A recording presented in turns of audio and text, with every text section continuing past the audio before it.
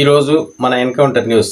నేను మీ కే విజయ భాస్కర్. సంవత్సరాల్లో నేను ఏ రోజైనా ఒక తప్పు చేశానో, ఒకరి దగ్గర ఒక రూపాయి తీసుకున్నానో ప్రూవ్ చేయమనండి. మీ పార్టీలో పనిచేసిన వ్యక్తినే కదా.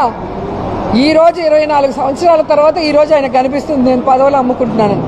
దీన్ని బట్టి ఆయన స్థాయి ముఖ్యమంత్రి స్థాయి నుంచి మా స్థాయికి వచ్చేసింది అనేది గమనించాలి. ఏదండి చేస్తారండి. ఇప్పుడు జగన్ గారి మీద వాళ్ళ చెల్లెలే చేసినప్పుడు ఎవరో తెలియని వాళ్ళు మనం సామాన్యుల్ని కౌన్సిలర్ చేసినప్పుడు వాళ్ళు అమ్ముడిపై మాట్లాడరని ఎలా అనుకుంటారు మీరు? వాళ్ళ వ్యాపారం ఏంటో ఒకసారి కనుక్కోండి. వాళ్ళు ఈరోజు కౌన్సిలర్ అయ్యారు అంటే వైఎస్ఆర్సీపీ పుణ్యం.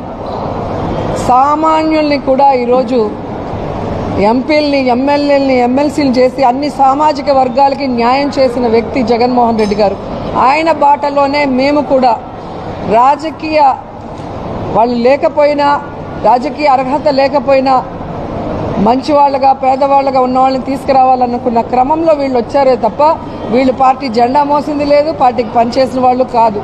కానీ ఆ కృతజ్ఞత లేకుండా ఈరోజు ఎవరో చెప్పిన మాటలకో దేనికో లొంగి నా మీద నిందేస్తే ఖచ్చితంగా భగవంతుడు సమాధానం చెప్తాడు. నేను ఎప్పుడూ చెప్తాను, జగన్ అన్నలాగే నేను కూడా భగవంతుడిని నమ్ముతాను. ప్రజలకి సర్వీస్ చేయాలని పాలిటిక్స్లో వచ్చాను.